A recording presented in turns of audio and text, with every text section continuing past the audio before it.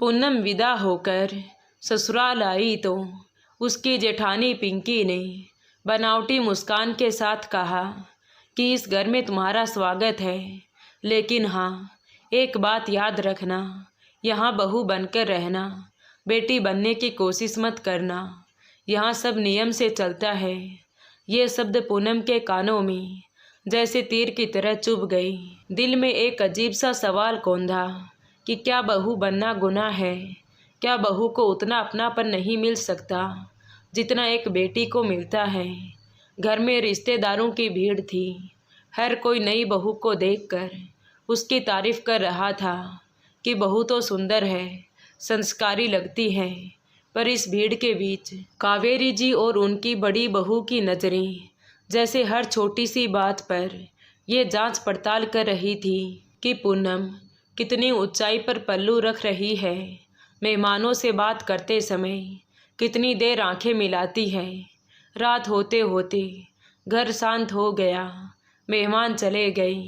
तभी पिंकी ने पूनम को रसोई में बुलाया और फरमान सुनाते हुए बोली कि देखो, रोज़ सुबह 5 बजे उठना है। सबसे पहले तुलसी को जल चढ़ाकर फिर मंदिर का दिया जलाना है।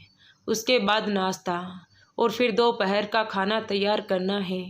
और हाँ, दाल काढ़ी होनी चाहिए। हमारे यहाँ पानी जैसी दाल नहीं खाते। और सबसे ज़रूरी बात, फ़ोन पर टाइम बर्बाद मत करना। इतने नियम एक साथ सुनकर पूनम हैरान रह गई। उसे गुस्सा तो बहुत आया। दिल किया कि अभी कह दे कि तुम भी तो इस घर की बहू हो, मुझे फरमान किस लिए सुना रही हो। लेकिन नई नई शादी हुई है, ये सोचकर उसने बस ठीक है कहा और चुप रह गई। पर मन में एक कसक थी कि अभी ससुराल आए 1 दिन भी नहीं हुआ है और सारे फरमान पहले ही दिन सुना दिए। लेकिन फिर सोचा कि शायद समय के साथ धीरे धीरे सब बदल जाएगा। अगली सुबह पूनम अलार्म बजने से पहले ही उठ गई, नहा धोकर तैयार हुई और आंगन में तुलसी के पास जाकर दिया जलाया और जल चढ़ाकर रसोई में काम शुरू किया ही था कि तभी उसकी जेठानी पिंकी आकर बगल में खड़ी हो गई और दाल हिलाते हुए बोली, इतना पानी क्यों डाला है इसमें? रात को तो बताया था कि हमारे यहाँ दाल गाढ़ी बनती है। तभी पीछे से कावेरी जी भी आ गई और दाल को देखकर बोली, कोई बात नहीं, पहली बार है, सीख जाएगी। लेकिन हाँ, अगली बार ध्यान रखना। बोलकर कावेरी जी पैर पटकते हुए बाहर निकल गई। कुछ देर बाद नाश्ता परोसते समय पूनम ने मायके की आदत के अनुसार पराठे के साथ थोड़ा अचार भी रख दिया तो जेठानी पिंकी तुरंत अचार को हटाते हुए बोली, सुबह सुबह खट्टा नहीं रखते हैं, ये हमारा नियम है। पूनम ने तिरछी नज़रों से उसकी तरफ देखा पर कुछ नहीं बोली और चुपचाप खाना परोसने लगी। खाने की मेज़ पर ससुर जी ने मुस्कुराकर कहा कि बहू का रसोई में हाथ अच्छा है, खाना स्वादिष्ट बनाती है। ससुर जी का इतना कहना हुआ कि पूनम की जेठानी पिंकी जल भूनकर राख हो गई। उसने बीच में ही बोल दिया कि नमक थोड़ा कम है। तभी कावेरी जी ने भी संदीप की तरफ देखा और बोली कि समझाओ अपनी पत्नी को कि घर की आदतें जल्दी से सीख ले। तो संदीप ने जल्दी से बस इतना ही कहा कि सीख जाएगी माँ, मुझे दफ्तर के लिए देर हो रही है। इतना बोलकर वो घर से बाहर निकल गया और पूनम चुपचाप किचन में जाकर बर्तन धोने लगी। उसके मन में बार बार वही शब्द घूमने लगे कि बहू बनकर रहो, बेटी मत बनो। उसने खुद से वादा किया कि नियम सीखूंगी पर अपना आत्मसम्मान नहीं मरने दूंगी। सम्मान मांगना नहीं है, अपने अच्छे संस्कारों से बनाना है। शादी के बाद पहला हफ्ता जैसे पंख लगाकर उड़ गया, लेकिन पूनम के लिए हर दिन मानो किसी नए इम्तिहान जैसा था। सुबह 5 बजे उठना, तुलसी को जल देना, मंदिर का दिया जलाना, फिर नाश्ते की तैयारी, उसके बाद दोपहर का खाना बनाना, ये सब कुछ बिना रुके चलते रहना। पहले हफ्ते में ही उसे समझ आ गया था कि इस घर में काम सिर्फ काम नहीं बल्कि उसकी पहचान का पैमाना है। और पहचान बनाने के लिए यहाँ सिर्फ मेहनत नहीं बल्कि हर नियम का पालन भी करना पड़ेगा। दाल कितनी गाढ़ी, चावल कितनी देर भिगोए, सब्जी में तेल कितना डाला जाए, आटे में पानी कब डाला जाए, यहाँ तक कि रसोई में किस बर्तन का इस्तेमाल कब और किस चीज़ के लिए होना चाहिए, ये सब भी जेठानी और सास तय करेंगी। अगर कभी भूल से दूसरा बर्तन उठा भी लिया तो तुरंत ताने और सीख की वजह बन जाती। एक दिन दोपहर में पूनम ने सोचा कि थोड़ी देर माँ से वीडियो कॉल पर बात कर लेती हूँ, बहुत दिन हो गए। वो हंसते हुए माँ को रसोई दिखा ही रही थी कि तभी उसकी जेठानी पिंकी पास से गुजरी और बिना रुके बोल गई कि बहू को रोज़ रोज़ मायके से चिपके रहना अच्छी बात नहीं है। उसके बाद कावेरी जी ने भी ताना मारा कि देख बहू, ससुराल की जिम्मेदारियाँ पहले आती हैं, ये मायका वायका पीछे छूट गया, अब अपने ससुराल पर ध्यान दो। ये सुनकर पूनम का मन कसक गया। उसने कॉल काट दिया और चुपचाप काम में लग गई। उसने ठान लिया था कि वो गुस्सा नहीं करेगी, ताने का जवाब ताने से नहीं देगी, बल्कि अपने काम और व्यवहार से जगह बनाएगी। रात को उसने संदीप से कहा कि संदीप, कल रविवार को मैं माँ से मिलने जा सकती हूँ क्या? तो संदीप ने बिना उसकी तरफ देखे कहा कि माँ से पूछ लेना। पूनम ने महसूस किया कि उसकी छोटी सी इच्छा भी सास की इजाज़त पर टिकी है। उसे दुख तो बहुत हुआ, लेकिन उसने इसे कमज़ोरी नहीं माना, बल्कि समझ लिया कि सम्मान मांगने से नहीं बल्कि अपने आप मिलता है। शादी के बाद पूनम का पहला बड़ा त्यौहार था रामनवमी का। सुबह 4 बजे उसकी आँख खुल गई। बाहर अभी अंधेरा था, लेकिन रसोई में हल्की सी रोशनी जल रही थी। कावेरी जी पहले से ही पूजा की तैयारी में लगी थी। पूनम ने चुपचाप सर पर पल्लू रखा और रसोई में जाकर काम में लग गई। आज घर में कई रिश्तेदार आने वाले थे। खाना बनाना, घर सजाना, पूजा की तैयारी करना, यह सब कुछ पूनम को एक साथ करना था। सास ने उससे पहले ही बता दिया था कि खाने में क्या क्या बनाना है, इसलिए जल्दी जल्दी वो खाने की तैयारी में जुट गई। कुछ देर बाद उसकी जेठानी पिंकी पास आकर खड़ी हो गई और हर चीज़ पर नज़र रखते हुए बोली, पूरी थोड़ी छोटी बेलो, वरना सबको लगेगा कि नई बहू को बेलना नहीं आता। खीर गाढ़ी रखना, पर ध्यान रहे जले नहीं। पकोड़े का बैटर पतला मत करना, वरना फूलेंगे नहीं। पूनम बिना कुछ कहे सुन रही थी और सिर्फ हाँ दीदी कहकर आगे बढ़ रही थी। दोपहर तक घर में खुशबू फैल चुकी थी। रिश्तेदार आ चुके थे। बच्चे आंगन में खेल रहे थे। बुजुर्ग चारपाई पर बैठकर बातें कर रहे थे। पूनम ने सबको पानी पिलाया, प्लेट सजाई और खाना परोसना शुरू कर दिया। तभी पहला निवाला खाते ही पिंकी ने सबके सामने ही कह दिया कि देवरानी का हाथ ठीक है, लेकिन नमक के मामले में अभी भी बच्ची है। कुछ लोग हल्के से हंस पड़े, कुछ ने बात को हल्का लेने की कोशिश की। पूनम का दिल जैसे एकदम से बैठ गया, चेहरा लाल हो गया, लेकिन उसने गहरी सांस ली और बिना आवाज़ ऊंची किए मुस्कुराकर कहा कि जिसे कम लगे वो अपने हिसाब से और मिला ले, मैं अगली बार और ध्यान रखूंगी। कावेरी जी ने तटस्थ चेहरा बनाए रखा। जब सब लोग खाना खाकर उठ गए तो पूनम ने रसोई को एकदम चमका दिया। ससुर राम सिंह जी जब रसोई में आए तो देखकर बोले कि बहू, मेहनत साफ दिख रही है, ऐसे ही दिल से करती रहो बेटा। पूनम बस हल्की सी मुस्कुरा दी, लेकिन अंदर कहीं एक कसक रह गई कि मेहनत के बीच एक छोटी सी भी गलती सबके सामने उछाल दी जाती है। पर उसने भी सोच लिया कि लड़कर नहीं, टिककर दिखाना है कि बहू भी घर में प्यार और सम्मान की हकदार होती है, बेटी बनकर नहीं, इंसान बनकर। त्योहार के कुछ दिन बाद ही पूनम के मायके में उसकी छोटी बहन का जन्मदिन था। शादी के बाद से वो मायके भी नहीं गई थी। लेकिन इस बार उसका मन था कि जाकर बहन को खुद गले लगाकर आशीर्वाद दे। इसलिए सुबह सुबह चाय बनाते समय उसने धीरे से अपनी सास कावेरी जी से कहा कि माँ जी, इस रविवार को मायके चली जाऊं क्या? शाम तक लौट आऊंगी। तो कावेरी जी ने बिना उसकी तरफ देखे कहा, अरे बहू, अभी तो शादी को 2 महीने हुए हैं और तुम्हें मायके जाने की भी जल्दी हो गई। बेटियों का शादी के बाद ससुराल ही उनका असली घर होता है। अब यहाँ की आदत डालो।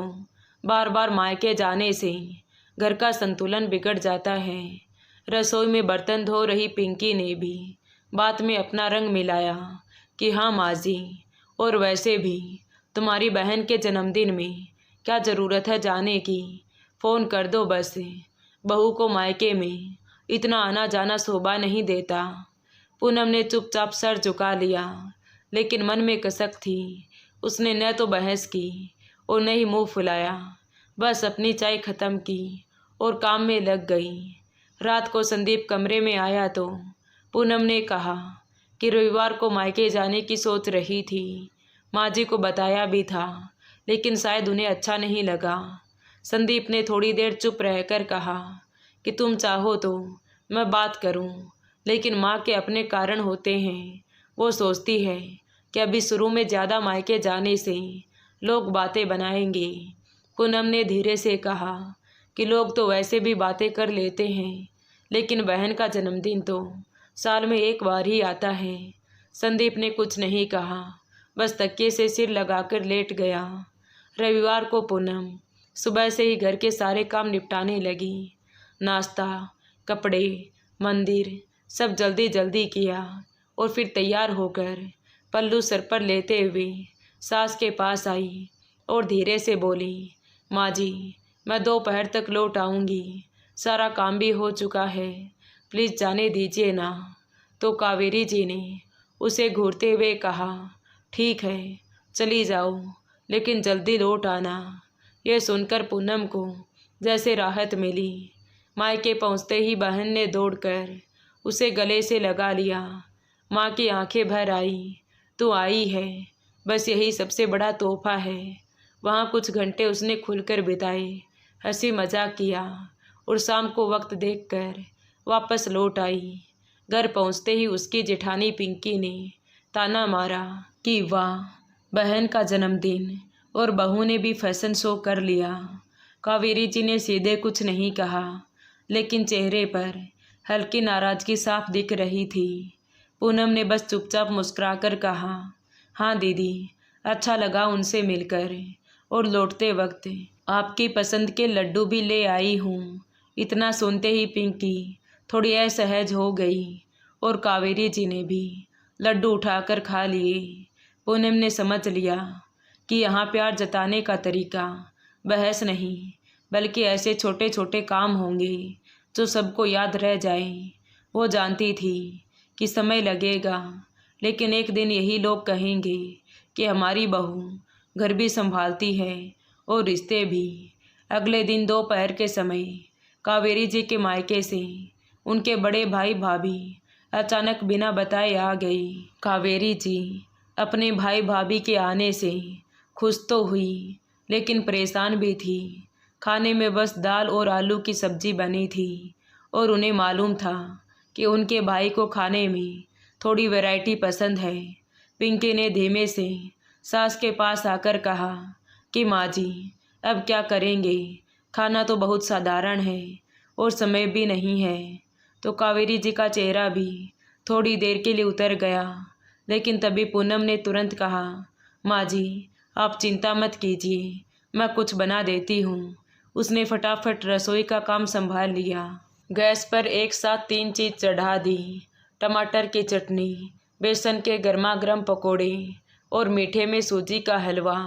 वो काम करते हुए मुस्कुरा रही थी और बीच बीच में आंगन में आकर मेहमानों से 2-4 बातें भी कर लेती, ताकि उन्हें लगे कि घर में सब सहज है। 1 घंटे के अंदर ही खाने की मेज़ पर दाल, आलू की सब्जी, गर्मा गर्म पकौड़े, रायता, चटनी और हलवा सजा दिया गया। कावेरी जी के भाई ने पहली कोर लेते ही कहा कि बहुत ही स्वादिष्ट खाना बनाया है, किसने बनाया है? तो कावेरी जी ने मुस्कुराकर कहा कि हमारी छोटी बहू ने, और इतनी जल्दी सब तैयार कर दिया। उस वक्त कावेरी जी के चेहरे पर एक अलग ही गर्व था। हालांकि उन्होंने सीधे कुछ नहीं कहा। खाना खत्म होने के बाद जब मेहमान चले गए तो कावेरी जी ने पूनम से कहा कि तुमने आज अच्छा काम किया है, समय पर सब संभाल लिया। उनका स्वर उतना सख्त नहीं था जितना आम तौर पर होता था। पूनम ने चुपचाप उनकी बात सुनी, लेकिन अंदर ही अंदर उसे लगा कि ये पहला छोटा सा काम है जहाँ सास ने उसके मुकाम को खुलकर स्वीकार किया है, भले ही बेटी जैसा नहीं पर एक भरोसेमंद सदस्य की तरह। उस दिन पूनम के मन में पहली बार थोड़ी हल्की सी खुशी हुई कि शायद धीरे धीरे बहू बनकर रहो का मतलब बदलना शुरू हो सकता है। कुछ दिन बाद कावेरी जी के छोटे देवर के बेटे की शादी थी। पूरे परिवार को गांव से बाहर वाले कस्बे में जाना था, इसलिए सब अपनी तैयारी में लगे थे। कावेरी जी गहनों को कपड़े में लपेटकर अलमारी में रख रही थी और पूनम एक तरफ सबके लिए नाश्ता बना रही थी। जाने से ठीक पहले अचानक पूनम की नज़र सामने वाले कमरे में पड़ी, जहां गहनों का बैग अलमारी में रखा तो था लेकिन ताला नहीं लगा था। वो तुरंत कमरे में गई और देखा कि दरवाज़ा आधा खुला है और बाहर गलियारे में घर की नौकरानी झाड़ू लगा रही थी। किसी पर शक करने का इरादा तो नहीं था उसका, लेकिन इतने कीमती गहने खुले में रखना भी जोखिम लग रहा था। उसने बिना देर किए बैग उठाकर कावेरी जी के पास जाकर कहा, माँ जी, ये बैग खुला था, ताला नहीं लगा था, तो मैंने सोचा पहले आपको दे दूं। कावेरी जी ने घबराकर बैग खोला तो सारा सामान सही था। ये देखकर उसने गहरी सांस ली और बोली, अरे मैं तो समझी थी कि ताला लगा दिया। तभी ससुर जी भी पास आए और बोले कि बहू, अगर ये गलती रह जाती तो पता नहीं क्या हो जाता। शादी में जाते समय चोरी हो जाती तो बड़ी बदनामी होती। शादी में पहुंचने के बाद भी कावेरी जी बार बार उस घटना को याद करती रही। शादी के अगले दिन जब सब घर लौटे तो कावेरी जी ने आंगन में बैठकर चाय पीते हुए कहा, बहू, शादी में तो सबने तारीफ की, लेकिन मेरे लिए सबसे बड़ी खुशी ये थी कि तुमने घर के गहने संभाल लिए। बेटी भी शायद इतना ध्यान नहीं दे पाती। पूनम ने हल्की मुस्कान के साथ कहा, माँ जी, घर का सामान तो घर की जिम्मेदारी है, चाहे वो बेटी हो या बहू। यह सुनकर कावेरी जी ने बस सिर हिलाया, लेकिन उनके चेहरे पर आज पहली बार एक हल्का सा अपनापन साफ दिख रहा था। उस रात पूनम ने महसूस किया कि धीरे धीरे बिना जोर जबरदस्ती के वो बहू के दायरे में रहते हुए भी एक ऐसी पहचान बना लेगी जिसे नज़रअंदाज करना आसान नहीं होगा। उस दिन के बाद घर का माहौल थोड़ा बदल गया। अब पूनम को हर काम में आदेश की जगह भरोसा मिलने लगा था और धीरे धीरे बहू बनकर रहो की कठोर आवाज़ की जगह उसमें अपनापन भी घूमने लगा। पर अब यही बात उसके जेठानी पिंकी के कानों में चुभने लगी। पहले उसे लगता था कि माँ जी सिर्फ उसी पर भरोसा करती है, लेकिन अब पूनम को भी बराबरी का दर्जा मिल रहा था। एक दिन मोहल्ले की दो औरतें घर पर आई। आंगन में बैठकर चाय पीते हुए उन्होंने कावेरी जी से कहा कि आपकी बहू तो बहुत सीधी और मेहनती है, बहुत अच्छा भाग्य है आपका। यह सुनकर पिंकी ने हंसते हुए कहा, हाँ सीधी तो है, लेकिन अभी नहीं है, देखना आगे क्या क्या सीखना बाकी है। जैसे कि कल दाल में नमक भूल गई थी, मैं ना बताती तो दाल बेस्वाद बन जाती। ये सुनकर पूनम को थोड़ा बुरा तो लगा, लेकिन उसने मुस्कुराकर कहा, आंटी जी, गलती हुई थी, लेकिन दीदी ने समय पर याद दिला दिया, वरना सच में गड़बड़ हो जाती। ये बात पूनम ने इतने सहज और बिना नाराज़गी के कही कि उसकी जेठानी पिंकी भी सुनकर हैरान हो गई। तभी बगल में बैठी सावित्री जी ने कहा कि अच्छी बात है कि बहू तानों का जवाब तानों से नहीं देती। पिंकी को महसूस हुआ कि उसने पूनम को नीचा दिखाने की कोशिश की थी, लेकिन उल्टा सबके सामने उसकी तारीफ हो गई। कावेरी जी भी चुपचाप सुन रही थी, लेकिन उनके चेहरे पर हल्की सी मुस्कान थी, मानो उन्हें गर्व हो कि उनकी बहू ने स्थिति को बिना बिगाड़े संभाल लिया। शाम को जब सब लोग अपने काम में लगे थे तो कावेरी जी रसोई में आकर पूनम से बोली, बहू आज तुमने अच्छा किया, अपनी जेठानी के ऊपर गुस्सा न करके ऐसे ही धैर्य से चलोगी तो घर में सबकी नज़र में तुम्हारी इज्जत बढ़ती जाएगी। पूनम ने बस मुस्कुराकर कहा, जी माँ जी। उस रात पूनम को महसूस हुआ कि जितना कोई उसे नीचा दिखाने की कोशिश करेगा, उतना ही वो धैर्य और समझदारी से अपनी जगह मजबूत बना पाएगी। लेकिन इधर पिंकी के दिल में वो कांटे की तरह चुभ रही थी। उसे लगता था कि अब सास का भरोसा उसकी जगह पूनम पर ज़्यादा हो रहा है। एक दिन मौका देखकर उसने अपनी चाल चली। सुबह सुबह वो रसोई में आई और जानबूझकर शक्कर के डिब्बे में नमक डाल दिया। उसका इरादा था कि जब पूनम चाय बनाएगी तो स्वाद खराब होगा और माँ जी के सामने उसकी किरकिरी होगी।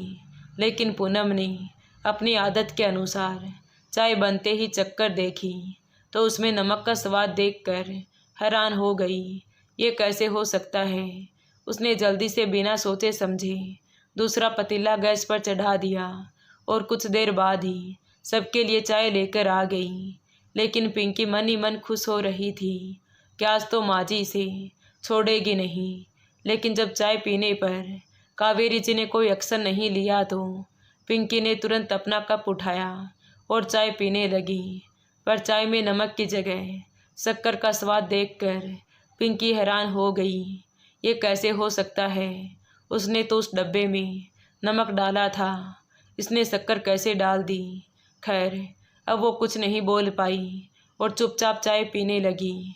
चाय पीने के बाद कावेरी जी रसोई में आई तो 2 पतीले चाय के देखकर उसने हैरानी से कहा, ये 2 पतीले कैसे हैं बहू? तो पूनम ने कहा, माँ जी पता नहीं गलती से शक्कर वाले डिब्बे में नमक कैसे डाल दिया। जब चाय चक्कर देखी तो चाय कड़वी थी, इसलिए मैंने जल्दी से दूसरे पतीले में चाय बनाई। यह देखकर कावेरी जी समझ गई कि यह सब बड़ी बहू का काम है। लेकिन उन्होंने कुछ नहीं कहा और बाहर आकर बोली कि आज के बाद घर की रसोई की जिम्मेदारी पूरी तरह से पूनम के हाथ में रहेगी, क्योंकि इसे पता है कि घर की इज्जत कैसे रखनी है।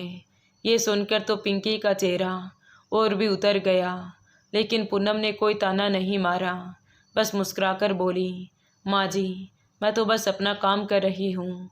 उस रात पूनम के मन में साफ था कि चाहे कोई भी चाल चली जाए, अगर वो धैर्य और सावधानी से काम करती रही तो समय ही उसका सबसे बड़ा सहारा बनेगा। अगले दिन कावेरी जी ने भी सबके सामने कहा कि अब मुझे फ़र्क नहीं पड़ता कि बहू बेटी है या नहीं, मेरे लिए तो पूनम घर की सबसे बड़ी ताकत है। पूनम चुप रही, लेकिन उसकी आंखों में नमी थी। उसे लगा कि जिस वाक्य ने शुरुआत में उसे चुभाया था कि बहू बनकर रहो, बेटी मत बनो, वो बदलकर कुछ और ही हो रहा है।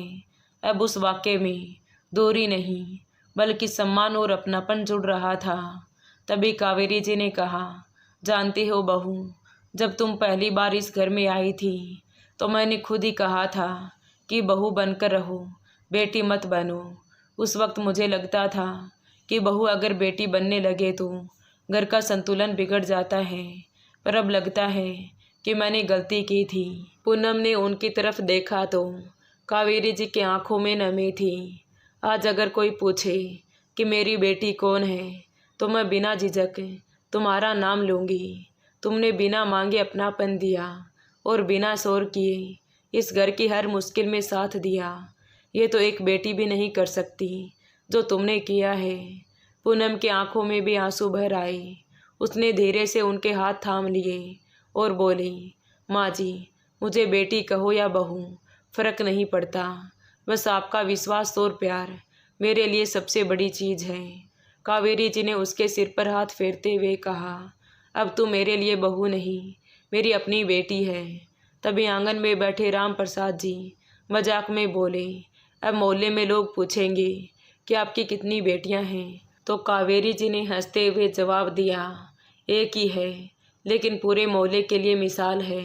ये सुनकर पूनम ने महसूस किया वो सफ़र जो बहू बनकर रहो बेटी मत बनो से शुरू हुआ था, अब मेरी बहू मेरी बेटी पर ख़त्म नहीं बल्कि नए रिश्तों के एक मीठे अध्याय पर पहुंच गया है। जब पूनम ने पहली बार इस घर के दहलीज पर कदम रखा था, तब उसके स्वागत के साथ साथ कानों में ये शब्द भी पड़े थे कि बहू बनकर रहो, बेटी मत बनो। शुरुआत के दिनों में ये वाक्य उसके दिल में चुभन की तरह था। हर सुबह के काम, हर छोटे नियम, हर तानों के बीच उसे यही लगता था कि बहू होना तो जैसे किसी सीमा में बंद हो जाना है, जहाँ अपनापन सिर्फ बेटियों के लिए है और जिम्मेदारी बहुओं के लिए।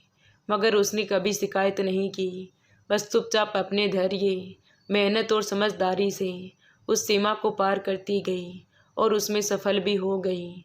आज कावेरी जी खुलेआम कहती कि ये मेरी बहू नहीं, मेरी अपनी बेटी है। ये शब्द सुनकर पूनम की आंखों में भी आंसू थे, लेकिन दिल में एक गहरी तसल्ली कि उसने अपने कर्म और अपनेपन से वो हासिल कर लिया जो शब्दों से कभी नहीं मिलता। उसके लिए ये बदलाव उसकी सबसे बड़ी जीत थी। लेकिन दोस्तों, हर घर में बहू को सिर्फ जिम्मेदारी नहीं बल्कि सम्मान और अपनापन मिलना चाहिए। तो दोस्तों, आपको ये कहानी कैसी लगी कमेंट करके ज़रूर बताएं। कहानी अच्छी लगी हो तो प्लीज़ वीडियो को लाइक करें, शेयर करें और हमारे चैनल कहानी विद देवांशी को सब्सक्राइब ज़रूर करें। Thank you.